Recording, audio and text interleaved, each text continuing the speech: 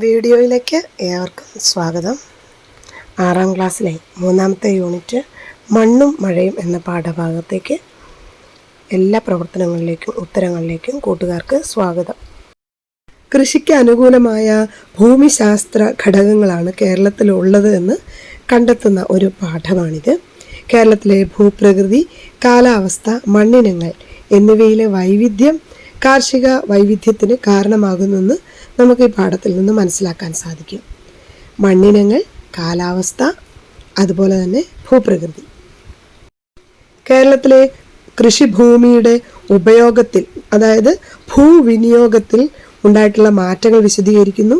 അതുപോലെ തന്നെ ഭക്ഷ്യവസ്തുക്കൾക്കായി നമ്മൾ അയൽ സംസ്ഥാനങ്ങളെ ആശ്രയിക്കുന്നതും ഭക്ഷ്യ സ്വയം പര്യാപ്തതയ്ക്ക് വേണ്ടി നമുക്കാവശ്യമുള്ള ഭക്ഷണം നമ്മൾ തന്നെ ഉത്പാദിപ്പിക്കുന്ന രീതിയിലേക്ക് മാറുവാനുള്ള ഒരു മനോഭാവം രൂപീകരിക്കുന്ന നല്ല ഒരു പാഠഭാഗമാണ് കേരളം മണ്ണും മഴയും എന്നുള്ള ഈ പാഠഭാഗം. നിത്യജീവിതത്തിൽ കൃഷിയെ മറന്നുകൊണ്ട് ഭക്ഷ്യവസ്തുക്കൾക്കായി അന്യ സംസ്ഥാനങ്ങളെ അമിതമായി ആശ്രയിക്കുന്ന ഒരു രീതിയാണ് ഇന്ന് കണ്ടുവരുന്നത്. അതുകൊണ്ട് തന്നെ നമ്മുടെ രാജ്യത്ത് അല്ലെങ്കിൽ നമ്മുടെ പ്രദേശത്ത്, നമ്മുടെ സംസ്ഥാനത്ത് ആവശ്യമായ കൃഷി സ്വയം ചെയ്യുന്നതിനും അങ്ങനെ ഭക്ഷ്യ സ്വയം പര്യാപ്തതയുള്ള ഒരു നാടായി നമ്മുടെ നാട് മാറുന്നതിനുമുള്ള ശ്രമങ്ങൾ സർക്കാർ തലങ്ങളിൽ ധാരാളം പദ്ധതികളായി രൂപീകരിച്ചിട്ടുണ്ട്. അവയെക്കുറിച്ച് അറിവ് നേടുന്നതിനും കൂടി ഈ പാഠം ഉപകരിക്കുന്നു. ധാരാളം പച്ചക്കറികൾ വലിയ കൂമ്പാരം പോലെ കൂട്ടിയിട്ടിട്ടുള്ള ഒരു ചിത്രമാണ് നമ്മൾ കാണുന്നത്. പടവലങ്ങ, ക്യാരറ്റ്, കാബേജ്, വാഴക്കുല, വെണ്ടയ്ക്ക, പാവയ്ക്ക എല്ലാം ഉണ്ട്. എന്നാൽ ഇതെല്ലാം എവിടെ നിന്നാണ് വരുന്നത്? അന്യ സംസ്ഥാനങ്ങളിൽ നിന്ന്, അല്ലേ? അങ്ങനെയാണെങ്കിൽ ഇങ്ങനെ എന്നും അന്യ സംസ്ഥാനങ്ങളെ ആശ്രയിച്ച് ജീവിച്ചാൽ മതിയാകുമോ? മൈസൂർ, ഊട്ടി, മേട്ടുപ്പാളയം, കമ്പം, തേനി തുടങ്ങിയ ഭാഗത്തു നിന്നൊക്കെ ധാരാളം പച്ചക്കറികൾ, പലവ്യഞ്ജനങ്ങൾ, പൂക്കൾ എന്നിവയെല്ലാം നമ്മുടെ നാട്ടിലേക്ക് എത്തിച്ചേരുന്നുണ്ട്. നമുക്ക് വേണ്ട പച്ചക്കറികൾ, പലവ്യഞ്ജനങ്ങൾ, പൂക്കൾ തുടങ്ങിയവയെല്ലാം നമ്മൾ ഭൂരിഭാഗം അന്യ സംസ്ഥാനങ്ങളിൽ നിന്നാണ് കൊണ്ടുവരുന്നത്. ഈ പച്ചക്കറികളും പൂക്കളും ഒക്കെ പുറത്തുനിന്ന് കൊണ്ടുവരാതെ നമ്മുടെ നാട്ടിൽ തന്നെ പച്ചക്കറികളും ഭക്ഷ്യധാന്യങ്ങളും ഒക്കെ കൃഷി ചെയ്തുകൂടെ? അതിന് എന്തൊക്കെ അടിസ്ഥാന ഘടകങ്ങളാണ് വേണ്ടത്? നമുക്ക് നോക്കാം. കൃഷിക്ക് വളക്കൂറുള്ള മണ്ണ്, അനുയോജ്യമായ കാലാവസ്ഥ, ജലലഭ്യത, മനുഷ്യൻ്റെ അധ്വാനം, അതുപോലെ തന്നെ കച്ചവടം ചെയ്ത് ധാരാളം വരുമാനം ലഭിക്കത്തക്ക രീതിയിലുള്ള പല ഘടകങ്ങളും വളരെ അത്യാവശ്യമാണ്. ഉദാഹരണത്തിന്, ഈ പൂക്കൾ എല്ലായിടങ്ങളിലും എല്ലാ പൂക്കളും വളരുന്നില്ല. കേരളത്തിലേക്ക് പച്ചക്കറികളും പൂക്കളും പലവ്യഞ്ജനങ്ങളും ഒക്കെ എത്തിക്കുന്നതിൽ തമിഴ്നാടാണ് മുമ്പിൽ. അപ്പോൾ തമിഴ്നാട്ടിലെയും കേരളത്തിലെയും കാർഷിക സാഹചര്യങ്ങൾ വ്യത്യസ്തമാണ്. നേരത്തെ നമ്മൾ സൂചിപ്പിച്ചില്ലേ ചില ഘടകങ്ങൾ: വളക്കൂറുള്ള മണ്ണ്, കാലാവസ്ഥ, അനുയോജ്യമായ കൃഷിഭൂമി, അതുപോലെ മണ്ണിനങ്ങൾ, അതുപോലെ മനുഷ്യൻ്റെ അധ്വാനം. അത് കേരളത്തിലും തമിഴ്നാട്ടിലും വ്യത്യസ്ത രീതിയിലാണ് ഉള്ളതെന്ന് നമുക്ക് മനസ്സിലാക്കാൻ ഈ ഭൂപടം സഹായിക്കും. കേരളത്തിലും തമിഴ്നാട്ടിലുമുള്ള മണ്ണ് ഏതൊക്കെയാണെന്ന് ഇവിടെ കൊടുത്തിട്ടുണ്ട്. കേരളത്തിൽ കാണപ്പെടുന്ന പ്രധാന മണ്ണിനങ്ങൾ എക്കൽ മണ്ണ്, ലാറ്ററൈറ്റ് മണ്ണ്, വനമണ്ണ്, ചെമ്മണ്ണ്. തമിഴ്നാട്ടിലെ പ്രധാന മണ്ണിനങ്ങൾ ചെമ്മണ്ണ്, കറുത്ത മണ്ണ്, ലാറ്ററൈറ്റ് മണ്ണ്, തീരദേശ മണ്ണ്. കേരളത്തിൽ നിന്ന് വിഭിന്നമായ മണ്ണിനങ്ങൾ കറുത്ത മണ്ണ്, തീരദേശ മണ്ണാണ് ഇവിടെ സൂചിപ്പിച്ചിട്ടുള്ളത്. ഇനി കേരളത്തിലെയും തമിഴ്നാട്ടിലെയും മഴ ലഭ്യത എങ്ങനെയാണ് എന്ന് നോക്കാം. വാർഷിക മഴ 300 സെൻറ്റിമീറ്ററാണ് കേരളത്തിലെങ്കിൽ 95.9 സെൻറ്റിമീറ്റർ വാർഷിക മഴയാണ് തമിഴ്നാട്ടിൽ ലഭിക്കുന്നത്. 44 നദികളാണ് കേരളത്തിലുള്ളത്, 14 നദികളാണ് തമിഴ്നാട്ടിലുള്ളത്. മഴ ലഭിക്കുന്നതിനാൽ പലയിടങ്ങളിലും ജലസേചന സൗകര്യങ്ങളുടെ ആവശ്യകതയില്ല. എന്നാൽ മഴ തമിഴ്നാട്ടിൽ കുറവായതിനാൽ ജലസേചന സൗകര്യങ്ങൾ വ്യാപകമായി ഏർപ്പെടുത്തേണ്ടതുണ്ട്.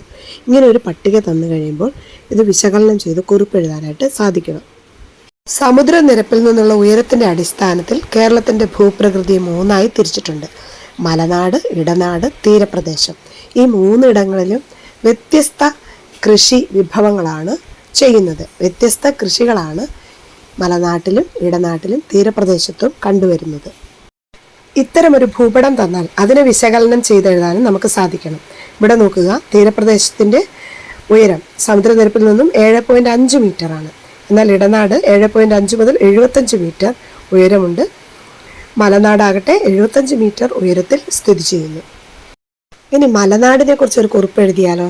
നമുക്ക് ആദ്യം തന്നെ എവിടെയാണ് മലനാട് കിടക്കുന്നത് എന്ന് പരിശോധിക്കാം. കേരളത്തിന്റെ കിഴക്കൻ അതിരിലാണ് മലനാട് സ്ഥിതി ചെയ്യുന്നത്. പശ്ചിമഘട്ടത്തിന്റെ ഭാഗമായതിനാൽ തന്നെ തണുപ്പുള്ള കാലാവസ്ഥയാണ്. വേനൽക്കാലത്ത് തീരപ്രദേശത്തും ഇടനാട്ടിലും അനുഭവപ്പെടുന്ന താപനിലയെ അപേക്ഷിച്ച് വളരെ കുറവാണ് മലനാട്ടിലെ താപനില. സമുദ്രനിരപ്പിൽ നിന്നുള്ള ഉയരം, സമുദ്രത്തിൽ നിന്നുള്ള അകലം എന്നിവയാണ് ഈ കുറഞ്ഞ താപനിലയ്ക്ക് കാരണം. അതുകൊണ്ട് തന്നെ സുഖകരമായ ഒരു അന്തരീക്ഷമാണ്. അതുപോലെ ധാരാളം സുഗന്ധവ്യഞ്ജനങ്ങൾ ഉണ്ടാകുന്ന പ്രദേശം കൂടിയാണ് മലനാട്. മലനാട്ടിലെ കുറഞ്ഞ താപനില കാരണം സവിശേഷമായ ധാരാളം വിളകൾ വളരുന്ന ഇടമാണ് മലനാട്. ഭൂപ്രകൃതിയും കാലാവസ്ഥയും കേരളത്തിൻ്റെ ചരിത്രഗതിയെ നിർണ്ണയിക്കുന്നതിൽ മലനാട്ടിൽ വിളയുന്ന സുഗന്ധവിളകൾക്ക് ഗണ്യമായ സ്വാധീനമുണ്ട്. ഇവിടെ വിളഞ്ഞ ഏലത്തിനും കുരുമുളകിനും വേണ്ടിയാണ് ബ്രിട്ടീഷുകാർ കേരളത്തിൽ എത്തിയിട്ടുള്ളത്, ഇന്ത്യയിൽ വന്നിട്ടുള്ളത്. സങ്കടകരമായ കാര്യം ഇതൊന്നുമല്ല. നമ്മുടെ മലനാട്ടിലും ജനങ്ങൾ അതിക്രമിച്ച് കയറി വീട് നിർമ്മാണം, കെട്ടിട നിർമ്മാണം, അതുപോലെ തന്നെ കൃഷിഭൂമി മറ്റ് ആവശ്യങ്ങൾക്കായി ഉപയോഗിക്കുക മൂലമൊക്കെ ധാരാളം വിളകൾ, ഭക്ഷ്യോൽപാദനം കുറഞ്ഞിട്ടുണ്ട് ഇവിടെ എന്നുള്ളതാണ്. അതുപോലെ കൃഷിഭൂമി കാർഷിക ഇതര ആവശ്യങ്ങൾക്ക് വേണ്ടി വിനിയോഗിക്കുന്നതും മലനാട്ടിൽ ഇപ്പോൾ വ്യാപകമായി കണ്ടുവരുന്നത്. അതുകൊണ്ട് തന്നെ കേരളത്തിൻ്റെ ഈ കാലാവസ്ഥയിലും ഭൂവിനിയോഗത്തിലൊക്കെ വന്ന മാറ്റം കൃഷിയെയും ബാധിച്ചിട്ടുണ്ട്. കേരളത്തിൽ റബ്ബർ കൃഷി ആരംഭിച്ച ജോൺ മാർഫിയുടെ വിശേഷങ്ങളൊന്ന് വായിച്ചു നോക്കൂ. ഇനി കൂട്ടുകാർ ഇടനാടിനെ കുറിച്ചാണ് കുറിപ്പെഴുതേണ്ടത്. ധാരാളം വിള വൈവിധ്യമുള്ള പ്രദേശമാണ്. അതായത് വ്യത്യസ്ത തരത്തിലുള്ള വിളകളാണ് ഇടനാട്ടിൽ കൃഷി ചെയ്യുന്നത്. തീരപ്രദേശത്തിനും മലനാടിനും ഇടയിലാണല്ലോ ഇടനാട്, അതും എഴുതാം. ഭക്ഷ്യധാന്യങ്ങൾ, പച്ചക്കറികൾ, കിഴങ്ങ് വർഗ്ഗങ്ങൾ, ഇങ്ങനെ ധാരാളം വ്യത്യസ്ത തരത്തിലുള്ള വിളകൾ ഇവിടെ വിളയുന്നു എന്നുള്ളത് ആദ്യം തന്നെ സൂചിപ്പിക്കാം. ഏലം, കുരുമുളക്, കാപ്പി തുടങ്ങിയവയൊക്കെ ധാരാളമായിട്ട് ഇടനാട്ടിൽ കൃഷി ചെയ്യുന്നു. റബ്ബർ ധാരാളമായി ഇപ്പോൾ ഇടനാട്ടിൽ കൃഷി ചെയ്തു വരുന്നു. അതുകൊണ്ട് തന്നെ മറ്റു കാർഷിക വിളകൾ കുറഞ്ഞു വരുന്നതായി നമുക്ക് കാണാൻ സാധിക്കും. ധാരാളം മഴ ലഭിക്കുന്ന പ്രദേശമാണെന്ന് എഴുതാം. അതുപോലെ ചെറു കുന്നുകളുണ്ട്. ലാറ്ററൈറ്റ് മണ്ണും നദീതടങ്ങളിലെ എക്കൽ മണ്ണിൻ്റെയും കനത്ത ആവരണം മൂലം ഇവിടെ വിളവൈവിധ്യം ധാരാളമുണ്ട് എന്ന് നമുക്ക് പറയാൻ സാധിക്കും. കേരളത്തിലെ പ്രധാന വാണിജ്യ വിളയായ റബ്ബർ കൃഷി ചെയ്യുന്നതിന് ഏറ്റവും അനുയോജ്യമായ ഇടനാടാണ്. 20-ാം നൂറ്റാണ്ടിൻ്റെ ആദ്യ പാദത്തിലാണ് റബ്ബർ കൃഷി തുടങ്ങുന്നത്. അതുവരെ മരച്ചീനി, കാച്ചിൽ, ചേന തുടങ്ങിയ കിഴങ്ങ് വർഗ്ഗങ്ങളും പച്ചക്കറികളും വ്യാപകമായി കൃഷി ചെയ്തിരുന്നു. ഏത്തവാഴ കൃഷിയും വ്യാപകമായിരുന്നു. എന്നാൽ ഇന്ന് അവസ്ഥ അല്പം മാറിയിട്ടുണ്ടെന്ന് കൂട്ടുകാർ സൂചിപ്പിക്കണം. കാരണം ചെറിയ കൃഷിയിടങ്ങളിൽ പോലും ലാഭം നോക്കി മനുഷ്യർ റബ്ബർ കൃഷിക്ക് വേണ്ടി മാത്രമായിട്ട് തുടങ്ങിയിട്ടുണ്ട്. അതുകൊണ്ട് തന്നെ ഏറെ കാലം വിളവ് ലഭിക്കുമെന്ന റബ്ബറിൻ്റെ ഗുണമേന്മ മുൻനിർത്തിയാണ് അവർ ഇപ്രകാരം ചെയ്യുന്നത്. അത് എന്തില്ലാതെയാക്കുന്നുണ്ട്? നമ്മുടെ ഭക്ഷ്യോൽപാദനത്തെ കുറയ്ക്കുന്നുണ്ട്. കൃഷിക്കാർ കാണുന്ന റബ്ബർ വിളയുടെ പ്രത്യേകത എന്താണ്? റബ്ബർ നൽകുന്ന സ്ഥിരതയാർന്ന വരുമാനം. ഒരു പ്രാവശ്യം നട്ടുകഴിഞ്ഞാൽ ധാരാളം വർഷത്തേക്ക് വിളവെടുക്കാൻ കഴിയുമെന്നുള്ളതാണ് റബ്ബറിൻ്റെ ഒരു പ്രത്യേകത. അതുകൊണ്ട് തന്നെ വീട്ടാവശ്യത്തിന് വേണ്ടുന്ന പച്ചക്കറികളും മറ്റു കൃഷികളും, മരച്ചീനി, ഏത്തവാഴ തുടങ്ങിയവയുടെ എല്ലാം കൃഷി നിലച്ചു പോയിട്ടുണ്ട്. അതുകൊണ്ട് തന്നെ വരുമാനം കുറയുകയും ഭക്ഷ്യവസ്തുക്കൾ വാങ്ങി ഉപയോഗിക്കുന്ന ശീലം ജനങ്ങളിലേക്ക് വ്യാപിക്കുകയും ചെയ്തിട്ടുണ്ട്. തന്മൂലം ഏകവിളയാണോ ധാരാളം വിള വൈവിധ്യമാണോ നല്ലതെന്ന് കൂട്ടുകാർ ചിന്തിക്കുക. ഏകവിള റബ്ബർ കൊണ്ട് മാത്രം മനുഷ്യന് ജീവിതം സുഗമമായി മുന്നോട്ട് കൊണ്ടുപോകാൻ പറ്റില്ലല്ലോ. അതുകൂടി നമുക്കിതിൽ സൂചിപ്പിക്കാൻ വേണ്ടി സാധിക്കും. ഭൂപ്രകൃതി അനുയോജ്യമാണ്. കാലാവസ്ഥ, ജലലഭ്യത, മണ്ണിൻ്റെ വളക്കൂറ് ഇവ കൊണ്ടെല്ലാം കേരളം സമ്പന്നമാണ്. ധാരാളം വൈവിധ്യമാർന്ന വിളകൾ കൃഷി ചെയ്യുന്നതിന് ഇതെല്ലാം അനുകൂലമാണെന്ന് നമുക്കറിയാമല്ലോ. എന്നിട്ടും കേരളത്തിൽ കൃഷി പിന്നോക്കം പോകാൻ ഇടയാക്കിയത് എന്തായിരിക്കും? തീർച്ചയായിട്ടും ജലലഭ്യതയുണ്ട്, മണ്ണിനങ്ങൾ നല്ലതാണ്, കാലാവസ്ഥ. പക്ഷേ കാലാവസ്ഥയിൽ ധാരാളം വ്യത്യാസങ്ങൾ വന്നതുമൂലം തന്നെ ജലലഭ്യതയിലും വ്യത്യാസങ്ങൾ വന്നു. അതുപോലെ തന്നെ വളക്കൂറുള്ള മണ്ണും ഇല്ലാതാവുന്നുണ്ട്. എങ്ങനെയാണ് വളക്കൂറുള്ള മണ്ണില്ലാതാകുന്നത്? ഒരേ വിള തന്നെ കൃഷി ചെയ്താൽ റബ്ബർ വിളയുന്നിടത്ത് മറ്റൊന്നും വിളയാതെ വരും. അതുകൊണ്ട് തന്നെ നമുക്ക് നാടിൻ്റെ വിളകളുടെ വൈവിധ്യത്തെയാണ് സ്നേഹിക്കേണ്ടത്. ധാരാളം വിളകൾ കൃഷി ചെയ്യുന്ന ഒരു രീതിയാണ് വൈവിധ്യം എന്ന് പറയുന്നത്. വ്യത്യാസപ്പെടുത്തി ചെയ്യുക എന്നുള്ളതാണ് അതിൻ്റെ അർത്ഥം. മാറുന്ന ഭൂവിനിയോഗം എന്ന് പറഞ്ഞാൽ ഭൂമിയുടെ ഉപയോഗം. അതുപോലെ മാറുന്ന ജീവിതക്രമം. നമ്മുടെ ജീവിത ശൈലികൾ മാറി, അതുകൊണ്ട് തന്നെ കൃഷിഭൂമി കുറഞ്ഞു വരുന്നു.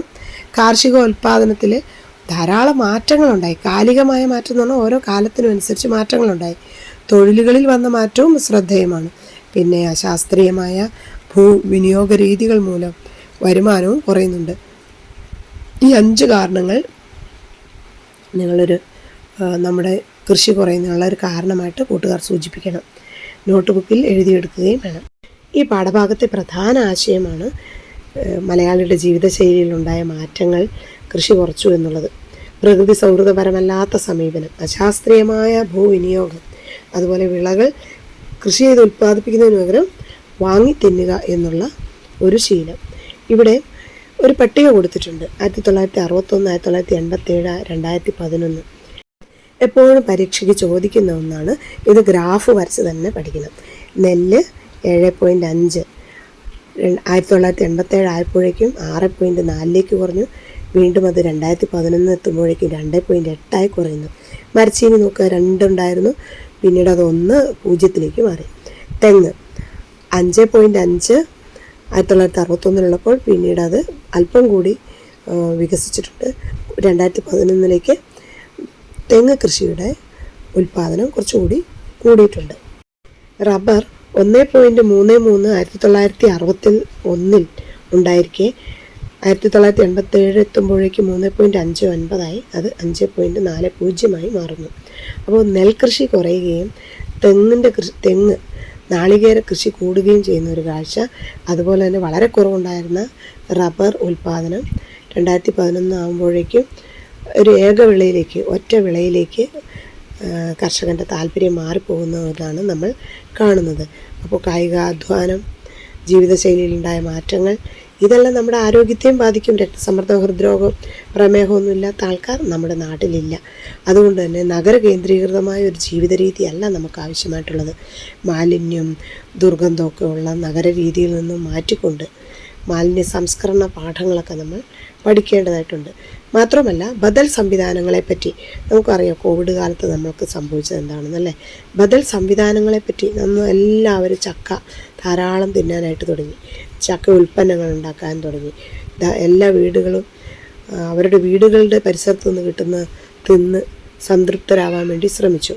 അപ്പോൾ മണ്ണിലെ മാറ്റങ്ങൾ, പ്രകൃതിയിലെ മാറ്റങ്ങൾ, കാലാവസ്ഥയിലെ മാറ്റങ്ങളൊക്കെ കൃഷിയെ ബാധിക്കുന്നുണ്ട് എന്ന് മനസ്സിലായല്ലോ.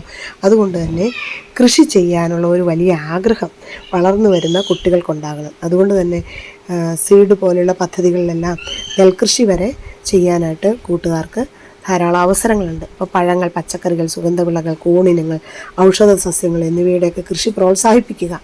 അതിനുവേണ്ടി ധാരാളം കാർഷിക പദ്ധതികൾ സർക്കാർ ആവിഷ്കരിച്ചിട്ടുണ്ട്. അതിൽ ചില നൂതന കൃഷി രീതികൾ നമുക്ക് പരിചയപ്പെടാം. ഒന്ന്, ഹരിതഗൃഹ കൃഷി.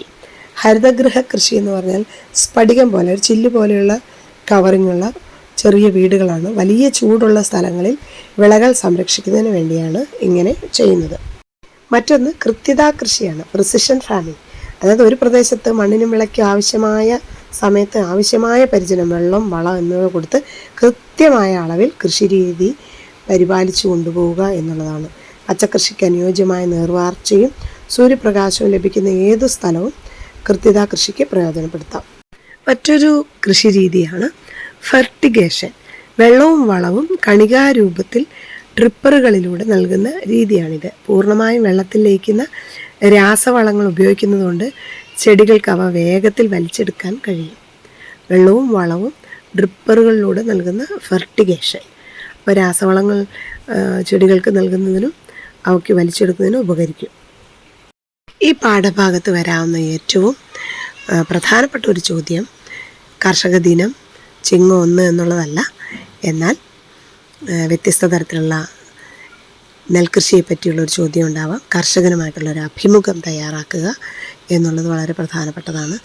അപ്പോൾ ചോദ്യങ്ങൾ ചോദിക്കുമ്പോൾ വിളകളെക്കുറിച്ച് ചോദിക്കാം, വളങ്ങളെക്കുറിച്ച് ചോദിക്കാം, മണ്ണ് ചോദിക്കാം, ഈ കാലാവസ്ഥ ഏറ്റവും അനുകൂലമായത് വിളവെടുക്കുന്ന സമയത്തെക്കുറിച്ച്, അതുപോലെ തന്നെ അതിന് കിട്ടുന്ന വരുമാനത്തെക്കുറിച്ച് എപ്പോഴൊക്കെയാണ് വളം ചെയ്യേണ്ടതെന്നുള്ള കാര്യങ്ങൾ, കൃഷി ഉപകരണങ്ങൾ തുടങ്ങിയ കാര്യങ്ങളൊക്കെ അനുബന്ധ ചോദ്യങ്ങളായിട്ട് നൽകാവുന്നതാണ്. പാഠഭാഗത്ത് വരാവുന്ന മറ്റൊരു പ്രധാന ചോദ്യമാണ് കാർഷിക ചൊല്ലുകൾ, കൃഷിച്ചൊല്ലുകൾ. മുളയിലറിയാം വിളക്കരുത്ത്, ചേറ്റിൽ കുത്തികൈ ചോറ്റിലും കുത്താം, അതുപോലെ സമ്പത്ത് കാലത്ത് കാപത്ത് വെച്ചാൽ ആപത്ത് കാലത്ത് കാപത്തു തിന്നാം തുടങ്ങിയ ധാരാളം ചൊല്ലുകൾ കൃഷിയുമായി ബന്ധപ്പെട്ടിട്ടുള്ളത് ഉണ്ട്. അത് കൂട്ടുകാർ ശേഖരിച്ച് നോട്ട് പുസ്തകത്തിൽ തയ്യാറാക്കുക. തുടർന്ന് നമുക്ക് നമ്മുടെ കൃഷി, മണ്ണ്, കാലാവസ്ഥ തുടങ്ങിയവയൊക്കെ കുറിച്ചുള്ള മണ്ണ്, ഭൂപ്രകൃതി, കാലാവസ്ഥ, മഴ, നദികൾ, അതുപോലെ ഇടനാട്, തീരപ്രദേശം, മലനാട് തുടങ്ങിയ കാര്യങ്ങളെക്കുറിച്ചൊക്കെ കൂടുതൽ വിവരങ്ങൾ നൽകുന്ന ആപ്പുകൾ, അതുപോലെ തന്നെ ഗൂഗിൾ ചെയ്ത് കിട്ടാവുന്നത്, യൂട്യൂബുകൾ വഴി കിട്ടാവുന്നത് കൂട്ടുകാർ കണ്ടെത്തുകയും ധാരാളം MCQ ക്വസ്റ്റ്യൻസ് തയ്യാറാക്കുകയും വേണം. MCQ ക്വസ്റ്റ്യൻ എന്ന് പറഞ്ഞാൽ മൾട്ടിപ്പിൾ ചോയ്സ് ക്വസ്റ്റ്യൻസ് ഉണ്ടാക്കുകയും വേണം. നമ്മുടെ ഭക്ഷ്യവസ്തുക്കൾക്ക് വേണ്ടി മറ്റുള്ള നാട്ടുകാരെ ആശ്രയിക്കാതെ സ്വന്തം കൃഷി ചെയ്യുവാനും സ്വയം പര്യാപ്തത നേടാനും അനുഗുണമായ കാലാവസ്ഥയും മണ്ണും വെള്ളവുമുള്ള നമ്മൾ പരിശ്രമിക്കണം.